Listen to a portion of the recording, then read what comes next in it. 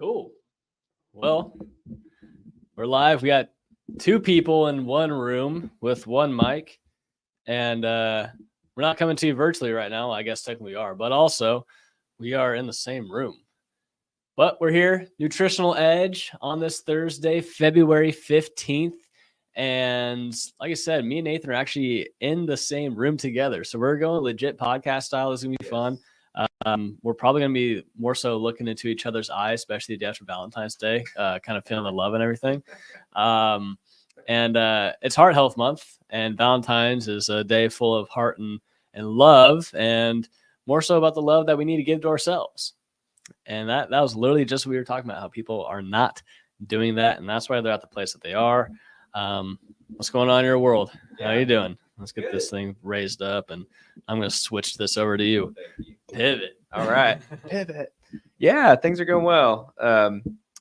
Smack dab in the middle of Heart Health Month, finishing up a anti-inflammation challenge that has been really fun. So definitely check out the Holistic Health and Healing community group that I have. It's a private Facebook group for people that just need support, encouragement. And I don't know, I'm playing around with the challenges and they've been really fun. I think one aspect of that is feeling like you're not alone. If you see 80 other people doing that, you're like, okay, I can do it. So absolutely. What has been this week's challenge? So it has been to eat more fruits and vegetables. Really simple. So we started day one on Monday eating green vegetables or fruit and stacking onto that. So Tuesday was yellow and orange and a green. Wednesday was red, orange, yellow, and green. And we're working up to Friday. We're going to eat the rainbow, all the things. So it's just a fun way to incorporate fruits and vegetables in. And even though I'm a dietitian and I'm always thinking about healthy foods, it's been fun to do and to really track and force myself to do that. And I found, like, personally has not been hard. I feel like there's been some areas when it's, where I need to improve. And I think where I need to improve is that diversity. I think I get the amounts of fruits and veggies in, but it's been really fun and a challenge to make sure I get all of the colors of fruits and vegetables. So yeah, it's been fun. So what color we start with? Green. Yeah. So we go green and then red. Green and then yellow and orange. Green, then yellow and orange. Then red. And then green, yellow, orange, red. Yes. And then green, yellow, orange, red. Blue, purple. Blue, purple. And then the last one, the white. So, white. Yes. Okay. So green, yellow, orange, red, blue, purple, and white. Green bell peppers for me. Okay. White, yellow bell peppers. Nice. Red bell peppers. Orange bell peppers. Blue. I don't know if I'm getting blue right now. Because I'm having strawberries in my smoothie, not blueberries. I'm also having bananas. Yep. So I'm getting double red, double yellow. I'm having purple? Like purple. I was having purple sweet potatoes. That's at Kroger now. I haven't been shopping at Kroger. I'm starting to shop at Trader Joe's now. They have Japanese white sweet potatoes. Those are like candy. Yes. Oh my goodness. Yeah. So I guess I'm only missing blue and purple. Yeah. Not bad. Actually, so I used to have mega salads last year. Yeah. And I have phased out spinach, cucumber, and zucchini. Basically, I've phased out my seeds. Yeah. And I'm noticing, and I've also phased out the squash because I'll get really bloated with that and feeling a lot better with it. So I think my system's okay with bell peppers. Yeah. System definitely likes sweet potatoes. Good with beans, good with olives, and good with green onions. So yeah, digestion, absorption, bowels, all that stuff has been a lot better since kind of phasing those out. So that's been actually kind of interesting. So the seeds as in vegetables with seeds or just nuts and seeds? Yeah, like I used to have zucchini, cucumber, yellow squash. And now I'm in tomatoes. And I mean, I have a seed nut allergy, and even fruits that have big pits cause my whole throat to get all itchy and stuff. And so even though that wasn't happening with veggies, I think that might have been probably a type 3, type 4 sensitivity. So when I get the MRT test, I bet you we'll see that. Yeah. I'd be pretty curious about that. And it's been really fascinating. I've been starting up a lot of people this week, and they have a lot of the similar or most common food sensitivities like soy and dairy, but when they get like squash or something like that, they're like, what? What? And they'll often have been eating that. And someone noticed that bananas were bothering them. They really had no rationale for that. And then it came back high. And it's like, yeah. So even bananas. But blue purple are things you're missing out on a little bit. Do you know what those are good for? Did you read my post today? Antioxidants. Yeah. Yes, antioxidants. So they have resveratrol, and that is why people, claim that red wine is good for you. They're like, red wine is good for me, good for heart health. Well, but it's because of the antioxidant content, and they also have anthocyanins, which is another antioxidant. So they're really great for the immune system, as are all fruits and vegetables. Good for cognition, brain health, and also resveratrol, especially for heart health. So that's why I bring that one up. So that one's been studied. People sometimes take that as a supplement, but you can also get that from food. So get your red and blue purple fruits and vegetables. So reversatrol? I think it's called resveratrol. Resveratrol. Yeah, resveratrol. Yeah. Resveratrol. Okay. I remember learning about that in chiro school, but obviously you have much more thorough, deeper understanding of it. So what is resveratrol? It's an antioxidant. And so it's... What's an antioxidant? What's an antioxidant? It is a phytochemical that, number one, gives fruits and vegetables their pretty color. And they often compete for what ends up making in that color, which is really interesting. So, for instance, we typically think of orange fruits and vegetables, so carrots and sweet potatoes, as good for eye health because that can be converted to vitamin A. So beta carotene, vitamin A. But there is beta carotene, especially other types of carotenoids, which are antioxidants, in green and red and yellow. But for instance, with like a green bell pepper, the reason why it's not orange is because the chlorophyll is basically stronger in color than the orange somehow, and that's why it looks green. So you can so don't be fooled by, oh, this type of a color vegetable just has this. No, it has lots of things in it. But one of the things that phytochemicals do is that they give it that color. And then second of all, they reduce oxidation. Oxidation is a byproduct in our bodies that happen every day. It's a big product of aging. So one of the ways that you can mitigate the effects of aging to somewhat is to consume more antioxidants, to bind to free radicals, which we can talk about, and kind of negate their harm. My mom asked me about bell peppers in different colors. Yeah. And having the notion that different colored bell peppers just meant they got plucked at a different time on the root. Do different colored bell peppers actually have different properties? Yeah, absolutely. Yep. I've never heard that being plucked at a different thing. Now, obviously, like bananas are getting from green to yellow to brown.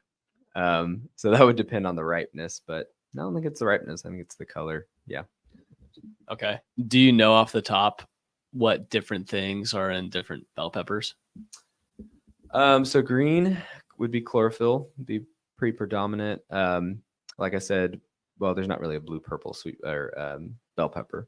Red, oof, man, that's a good question. I know yellow and orange is going to have beta carotene and flavonoids in both yellow, orange, and red.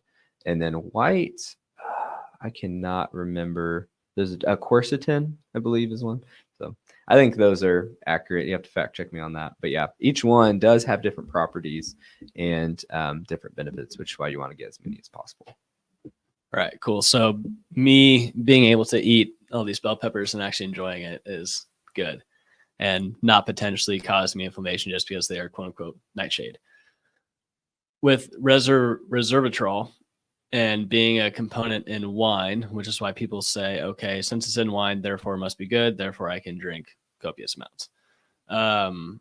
And you had a reaction where it's like, I don't know if you made a face where you're like, I don't know about that.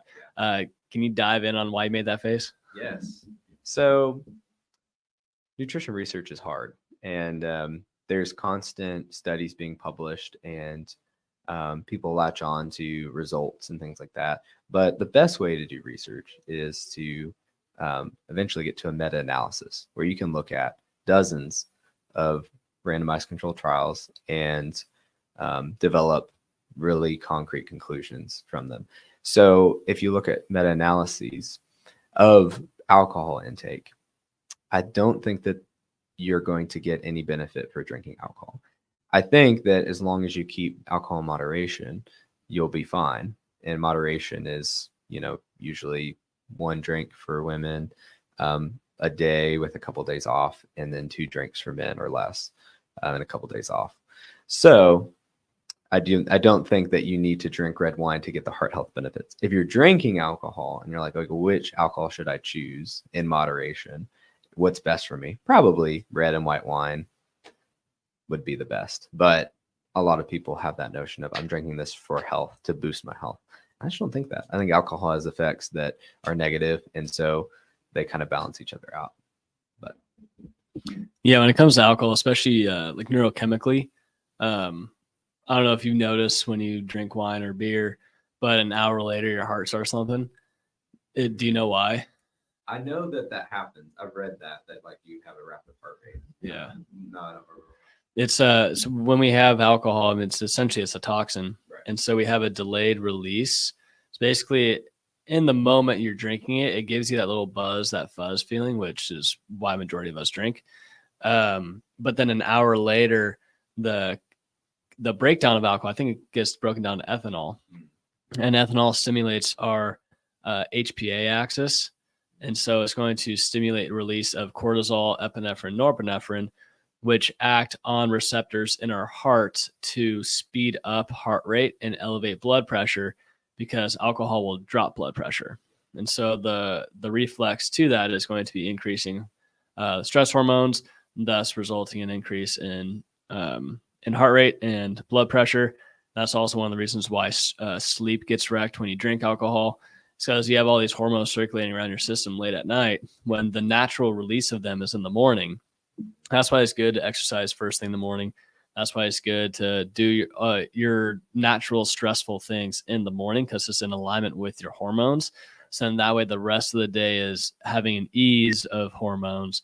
So then that way by the time you go to sleep, you don't have these stressful hormones circulating around your system. Therefore, you'll be able to get your deep sleep and your REM sleep the way that you're supposed to, versus having a stressor be in your system as your body's trying to filter it out and spends the whole night filtering it out. And that one night of wrecked sleep is actually really damaging physiologically for our system. I haven't, my last glass was Christmas. I'm looking to go the whole year without it in the US. I'm going to Italy, and we'll see if I have a glass of wine or not. Honestly, at the moment, I mean, if I'm going to trade a glass of red wine for palpitations, I think I'd rather just not have palpitations personally, because I don't like those. Yeah, I mean, with the neurochemical hormones, the stress that it puts on body, blood, nerves, I mean, it's all around effect. It decreases oxygen delivery to muscles. Not a whole lot of post-workout. Yeah, not a good post-workout. Which I would do that in college, which would be dumb. Go lift, go home, start drinking beer. And it's like, man, dude. Oh my goodness. So Take an hour is it need to be absorbed? I know alcohol is mostly absorbed in the stomach lining. You just take it a minute for the brain and everything. Yeah, I believe so. I don't know the reason why for that time specifically. I remember learning that in college. It's like it's a delayed reaction to where you have an hour gap where you feel good, and then if you stop, it's like typically like an hour after you start noticing. It's like, wow, my heart is thumping right now, and I don't know why. It's because of the beer or wine you just drank or whatever it is. Outside of resveratrol, or resveratrol, whatever that dang word is. I'm gonna figure it out. Most people don't. You had mentioned some other big words with, I think it was with blues and purples, that people definitely are not going to know. And honestly, I forget the word that you said. Anthocyanin. Yes. What the heck is that? Each individual antioxidant, I'm going to say I don't know quite in depth. I know a bit why, what they're in, what they generally do. But yeah, that's a rabbit hole I'd love to get down and go further into, like why these different things do that. Like why is resveratrol specifically improving heart health, other than a study showing that? Why? Oh, that's a good question. One thing about alcohol that I found that was thinking about is how people usually drink alcohol before they go to bed, and that wrecks their sleep. So one of the reasons is that because, like you said, you have this delayed by an hour response of stress hormone when you should be going to sleep and cortisol should be low. It's high now. Is that wrecking their sleep? Mm-hmm. And so one, and number two is, I know this isn't the case, you shouldn't do this, but can you not just save up if for women, one alcoholic drink a day is moderation? Can you just save it all up and go crazy on Saturday? What are your thoughts to that? No, because if you do that, then you're going to be wrecking that night and multiple nights. So typically what you do in a day gets reflected in your sleep 2 nights later. And so like for me, for example, I track my sleep every single night.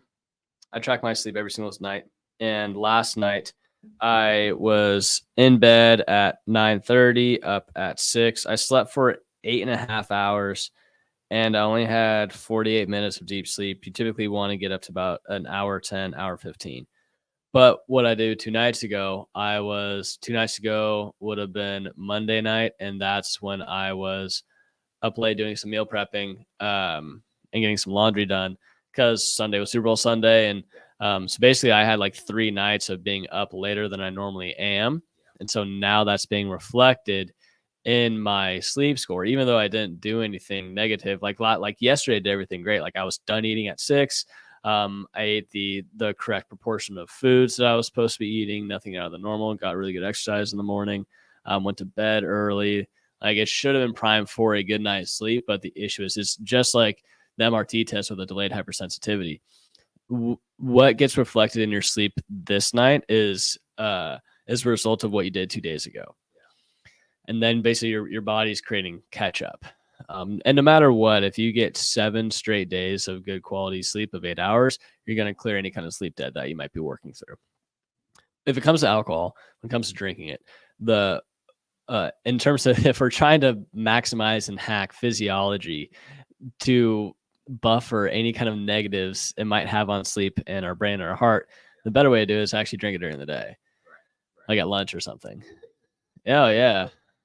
Yeah. Well, I mean, if you're going to have a glass, like, enjoy lunch, maybe go on a little walk, and I bet you're going to end up going on and taking a nap, because your body's like, I need to put you down so I can clear this out. That's why we nap, or why we get tired after booze. It's like, I need to go to work and get this toxin out of me. So it might wreck your afternoon, but the majority of your sleep that you're going to get that 8 hours afterwards should be relatively cleared out. Yeah, so maybe Italy, I have a glass of wine at lunch, and then dinner I don't. We'll figure that one out. So we have heart health stuff, and people have been out and about eating foods. There's also a lot of people sick right now, a lot of flu. There's also a lot of people that are working through stress, and they don't have action steps to do for it. What is your patient population going through right now? Well, sleep is definitely affected in the winter, and we do have like crazy weather streaks. Like right now, it's beautiful outside, and so I just tell people, take advantage of that. Every chance you can get during the winter, it's a beautiful day like that, get outside. But even if you are, not having a beautiful day, getting into some rhythms and routines is really important. I think that people feel lost, completely scattered mentally, and that reflects on their days. And so we're talking about sleep. And if your sleep is wrecked, I mean, talking about heart health, sleep impacts heart health dramatically. So poor sleep, especially specifically sleep apnea, people that are having improper oxygen flow because of an issue with a sleep disorder, their risk of heart failure goes up 140%. So if you want to improve your heart health, you want to be improving your sleep. So you need to be taking this advice seriously when it comes to what can I do to set myself up for the best night's sleep. Number one, don't drink alcohol right before you go to bed. Number two, get outside. And I think you've talked about this, how you want to get sunlight at the beginning of the day, for sure. You want to start your day off right. And also getting sunlight at the end of the day, like sunset, and just syncing up your circadian rhythms. And if you're a shift worker and you're working night shifts, that is the patient population that I see have the hardest gut issues, weight issues, stress, because they're feeling the effects of jet lag like every single week. So yeah, sleep is really important, that you want to get that corrected as soon as possible. So an action step, figure out a routine. If you have nutrition problems, work with a dietitian. I love to help people with their routine, and I give them gentle suggestions. And here they're like, well, I can't do that. That's okay. What if you did this? Block scheduling, whatever you can do to get set up so that way you're sleeping well, you're eating when your body needs to, and you're moving and you're getting outside. So yeah, routine scheduling. That's a pretty big bomb with sleep apnea and 140% increase in heart health risk. Or risk of heart failure. Yeah. And that makes a lot of sense, kind of connecting dots with what I know and understand about breath, especially breath through our mouth, because apneic people, they're sleeping with their mouth open. And when you sleep with your mouth open, that's a stressor in a Venn diagram of ways. Firstly, when you breathe through your mouth, you're throwing yourself straight into sympathetic, because it's that fight, flight, fear responses, mouth breathing, versus when we breathe through our nose. There's a reason why people will say take a deep breath through your nose to calm someone down during an anxiety attack. So that's actual physiology. When we do that, we have proper physics of our diaphragm, which stimulates our phrenic nerve, and also our vagus nerve, which are both parasympathetic, big parasympathetic pieces. If we just breathe in with our mouth, then that doesn't allow for proper downward effect of our diaphragm. So we stay breathing in our upper chest, which is all sympathetic nerves. With that, if we stay in our sympathetic nerves and we're not getting full amounts of breath, then we're going to be getting less oxygen into lungs, thus less oxygen into red blood cells, thus less oxygen into muscles. At the same time, we're also not going to be getting stale air out. And so we focus so much on getting good air in, but we don't spend enough time getting bad air out, stale air, stagnant air. And that's one thing that a lot of people neglect. And if we stay in this stressful response, then what's going to happen with our hormones? Now they're going to get stressed. We don't want any type of stress to be occurring in our body during sleep, because we want our brain allocating all of the blood flow, nerve flow, resources towards areas that need tissue repair. And also the brain is also repairing itself during that time. That's why it's 8 hours of sleep recommended a night, is because that's how long it takes the janitors of our brain to clear out scar tissue in our brain that have accumulated in that day. They're called glial cells, microglial cells. They take 8 hours to effectively clear up any kind of brain damage that might have occurred from the day before. And lack of that can lead to the beta amyloid plaques that occur in Alzheimer's. That can lead to decreased like memory, learning, cognition. So sleep is hypercritical. We want proper function and fluid motion of that. And typically, the amount of breaths you want to average, if you want your organs to be operating in harmony and coherence and coordination, it's 5.5 seconds per inhale and exhale. It's called resonance breathing.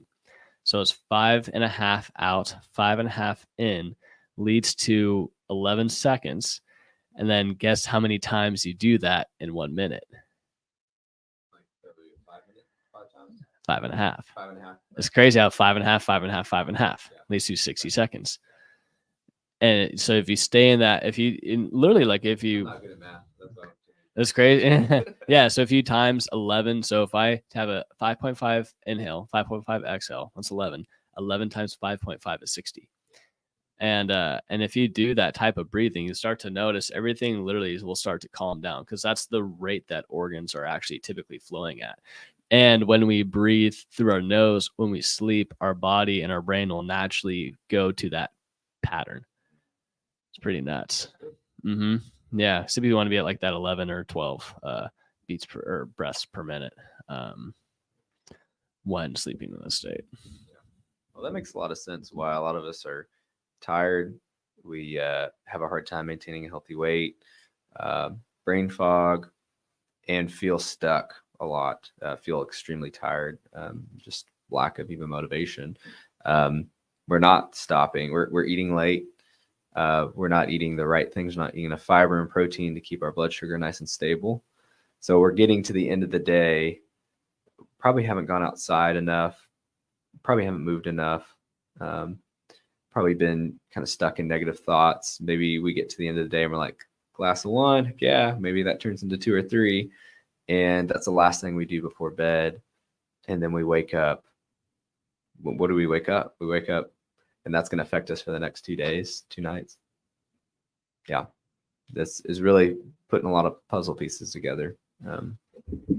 It's the way to get out of that is habit stacking. And habit stacking is stacking the tiny things that when you add them up in an entire day, you have a recipe of all the things that you did that are beneficial towards your own health and well-being. And when you do all those things, and it's people are like, how are you doing all this? Like, this is so much. I saw a reel the other day where it was a muffin and I think a shake or a muffin and something else. And the caption on that side of things was, I barely even eat. How do I gain so much weight? It's like, I barely even eat at all. And then someone has a monster plate of like steak, veggies, rice, a bunch of healthy things, and it's the same amount of calories. Yeah. And they're like, how do you eat so much but stay so lean, or stuff like that? And I thought that was fascinating, because it's the same thing with habits, where it's like, how do you do all that in a day? And it's like, well, look at what I don't do. It's all about habits, with the discipline thing they talked about. Dude, that's really good. That's inspiring me to like post some visuals. I like those visuals where you see a plate of 500 calories and it doesn't look like that much. It's highly processed, high in added fats and sugar and etc. And then you look at a plate full of fruits and vegetables and lean proteins and healthy fats and things like that. Yeah, that's awesome. That's definitely inspiring me to do that. I think a Pop-Tart is 260 calories, or 190 or 260. So if I have 2 Pop-Tarts, because I love s'mores Pop-Tarts, love s'mores Pop-Tarts, dude, worth every penny too. Oh my goodness, those things are tasty. Anyways, if I have 2 of those, that's, let's just say ballpark, about 400 calories. A cup of strawberries, I think it's 40 calories. Pretty low. And I know that there are 3 servings per typical Trader Joe's bags of strawberries. That's why I buy 3 bags a week. So if I want to get up to 400 calories of strawberries, I have to have 10 cups of strawberries, which is my entire week's worth, in order to have the same amount of calories consumed as a Pop-Tart. And Pop-Tarts are really easy to have you basically be able to continue eating them and everything. Right. Dude, I gotta have 8 of those suckers. I get comments where it's like, dude, you eat so much. Like copious amounts of food, which I mean, I do eat, like, especially at night, I do eat a lot. But I try to be done at 6. And then one of my favorite things to do after that, talk about heart health and digestion stuff, is going on a walk after. Do you know what do you got on that? Gotta have something. About going on a walk after eating. Well, that's really, really good for 2 main populations that I work with a lot. One is people that are trying to control their blood sugar, and they're not to a point where their blood sugar is under control. So they're trying to do every little hack that they can do. And one of that is to, okay, you just consume some carbohydrates. Let me go ahead and burn off some of those and use it. And also creating space. A doctor was telling me one time how, you store glucose in your liver, you store it as glycogen in your muscles in your liver. And as you're exercising, and especially strength training, you are in a sense using and creating more space for more carbohydrates to be absorbed and get stored. So that would be one way to not only use some carbohydrates, but also create more space for carbohydrates to be stored. So taken out of the bloodstream into storage if needed. So that's one interesting thing. And wait, can you re-break that down? Yeah, absolutely. So if someone has blood sugar, so even breaking it up further, we eat carbohydrates. So let's say I've just ate a rice bowl, and my body then breaks down the rice into individual glucose molecules, and that sugar is in my bloodstream. Now, for me as a healthy individual, thankfully, without type 1 diabetes or type 2 diabetes, the sugar can get into my cells pretty easily. When my cells don't use, then can be stored in my liver or muscle cells for storage for a rainy day or if I exercise, etc. But for some people that have insulin resistance, they can't get the sugar out of their blood and into their cells. And one of the ways that you can improve that is by exercise. So you're creating more space in your liver and muscle cells for more sugar to be stored, therefore creating more space and more ability for it to get from the bloodstream to your cells, overcoming some of that insulin resistance. There's other reasons why that exercise helps with that, but that's one benefit. And another good one is for people that I work with. A lot of people have altered gut motility, where a lot of people have like constipation or gastroparesis, where their intestines are moving very slowly and they have a lot of bloating.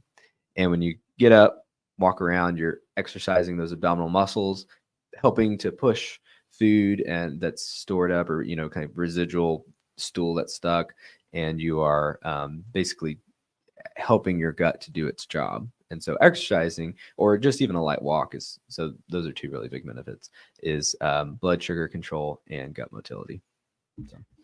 So from the walk that I go on after I eat, just that impact of walking afterwards is taking sugar out of my blood and putting it into muscles, because I'm exercising, and thus my muscles need exercise or need sugar to keep it going. Yeah. So that's how it lowers that. And then it helps with gut motility because of the impact from just footsteps that help kind of jostle everything around. Yeah.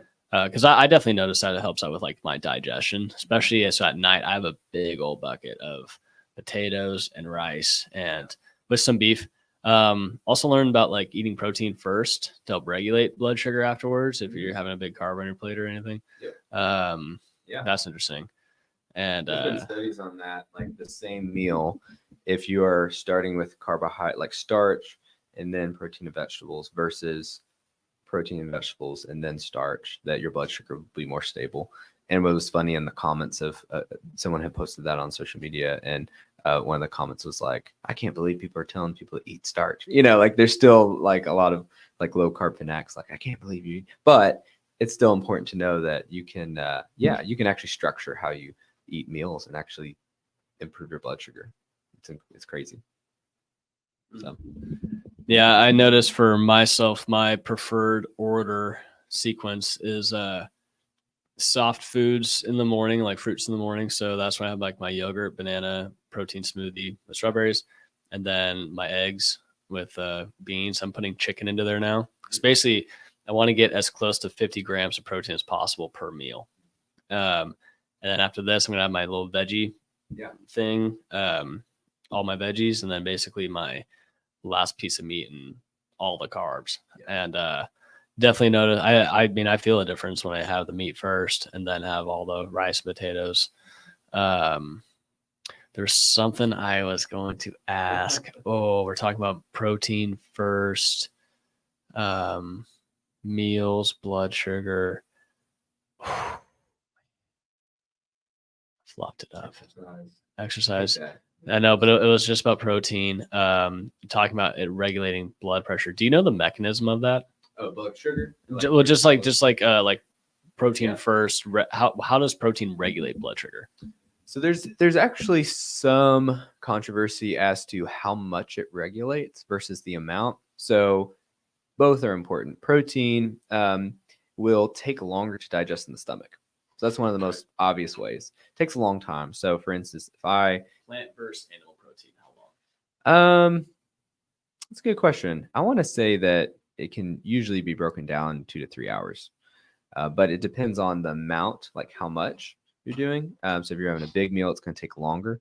And are you including a lot of fats with that? It's going to take even longer. So for instance, if I eat like a cup of white rice, it's pretty quick to digest. My stomach goes at that. It can be digested and then absorbed, and it can shoot my blood sugar up a little bit. But if you're pairing that rice with, some steak, it's going to take longer for the rice to be broken down in the stomach because your body's prioritizing protein to digest, and then it's going to enter the intestines. Still, in that case, so here's an example. So in that case, the rice, once it reaches your intestine, is still going to be absorbed pretty quick, thereby raising your blood sugar. So for someone that uses insulin, they need to think about that because they're having a delayed insulin or blood sugar spike that can throw off their insulin and usage and everything.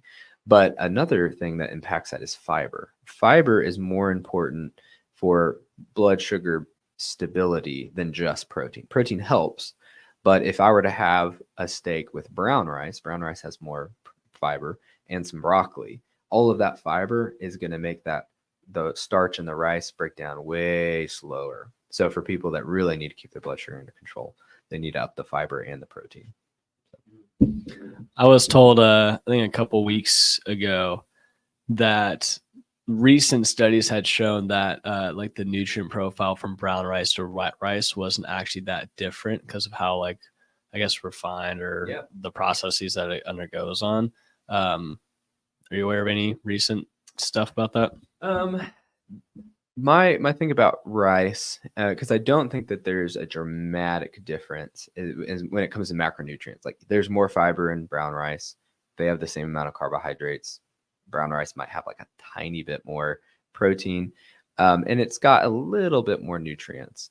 But if you were to look at the micronutrients, vitamins and minerals, but for instance, since refined carbohydrates and the processing remove a lot of the vitamins and minerals, the government years ago forced food companies to add back in vitamins, and the cheap vitamins that they put back in, like folic acid, which is vitamin B9, which is the synthetic version of B9 versus the naturally occurring B9 in brown rice.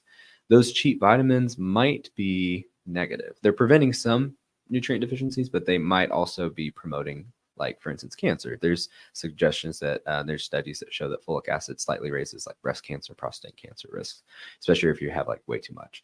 So on the surface, it may not look like a huge big deal, but when you also factor in the fact that you've got natural vitamins versus synthetic vitamins, I think I really recommend like whole grains versus their refined counterparts. But so people in China, they're getting jacked up because they're eating white rice. Well, there's a lot of differences, and that would just play a small part. I think about how diverse China is. You've got very industrial places where they're breathing in a lot of smog, and then you've got more rural places where they might be getting lots of more fresh things, but then you've got tons of poverty, so they might just be having to eat the same stuff over and over again. So you do see pockets of like Asian countries, like I think it's Okinawa in Japan, where you've got a lot of centenarians, so people living 100. They're eating rice, they're eating fruits and vegetables, they're eating proteins, lots of fish. So I don't know. It's a good question. I think it almost might be more important to just go on a walk afterwards, versus stressing out about the white versus brown, because obviously people in Asia, they're eating white rice. Yeah. Maybe, I don't know if Asia's refining their white rice because they have all the rice fields out there.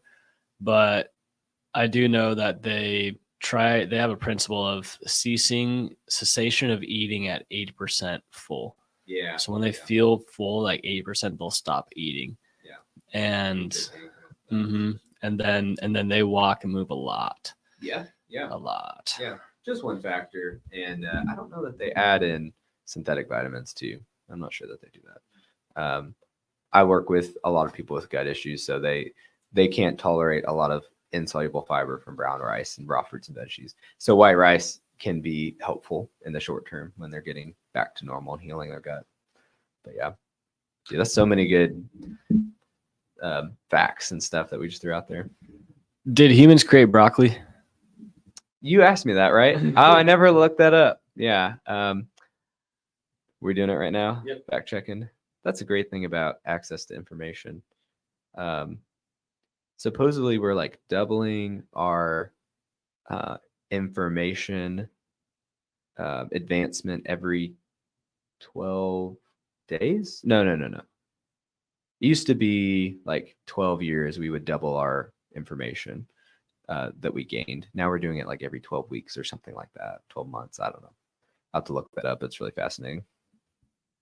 So I have one source that says broccoli is not genetically modified or a man-made vegetable, naturally occurring plant that belongs to the same family as kale, cabbage, and cauliflower.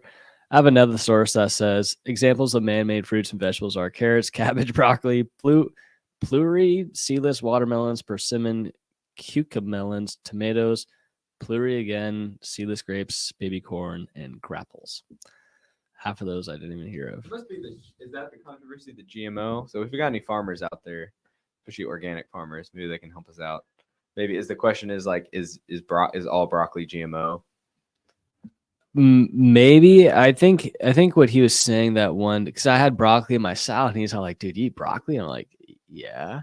And I forget what he was something about humans making it, but also that it like damages gut lining because of how intense. I don't know. Is that true?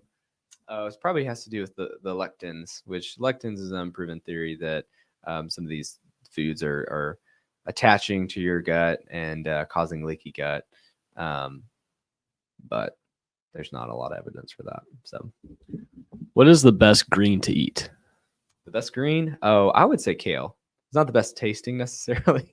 Probably kale. What is the best non-leafy green to eat? Ooh, probably broccoli. I'm a huge fan of broccoli. Yeah. Got lots of calcium. So for non-dairy people, they can be looking at those cruciferous vegetables like kale and broccoli.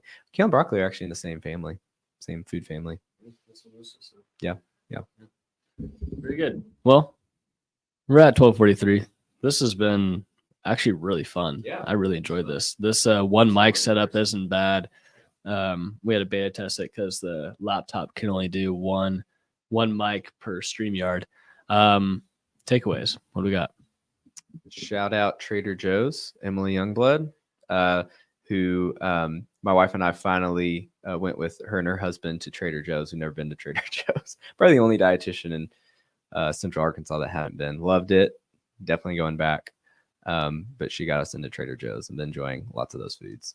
I made this, it was like this garlic butter salmon thing. And my wife was like, oh, this is so good. And I was like, yeah, it's because I didn't make it because I just heated it up. Like I didn't make up the seasonings or anything. But don't drink alcohol super late.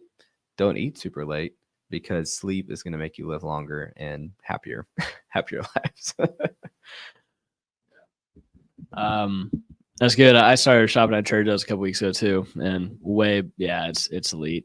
I think for me, main takeaway was sleep apnea increases risk of heart failure by 140%. That's a big number. That's a big deal. So I'm glad that I'm taping my mouth shut when I sleep and that I've been doing it for 14 months straight every night. I can't, once I start, I cannot fall asleep without it. Like as soon as I'm in bed, I want to breathe through my nose and I also want my jaw muscles relaxed. How can I achieve that? Taping my lips shut. Oh yeah. Because I mean, your lips are sealed. You don't have to like put any output into keeping your lips closed. So your jaw muscles are relaxed. I do it sometimes when I exercise and hike too. Force myself to nasal breathe. That's wild. That's tough. That's tough. But this has been awesome. This is a great episode. We're gonna get a lot of good nuggets out of this, and share this with your friends. Give us a like on the Facebook pages. Subscribe to the YouTube channel. You're doing an anti-inflammation challenge right now. I got a group walk this Saturday, and we have an app. Nathan's on the app. We also have an iPad giveaway in 2 weeks. So if you haven't done that, you should probably do it, unless you just don't like free iPads. So Local Life $100 gift card. So far, my patients, 4 out of 6 weeks have gone to my patients. So apparently I'm doing something right. Yeah, apparently my patients are clear and connected because they're attracting some money into their life. So come on, peeps. Let's go. Keep it going. This has been week 6 of Nutritional Edge, and potentially my favorite one yet. Sweet. Good stuff. Alrighty.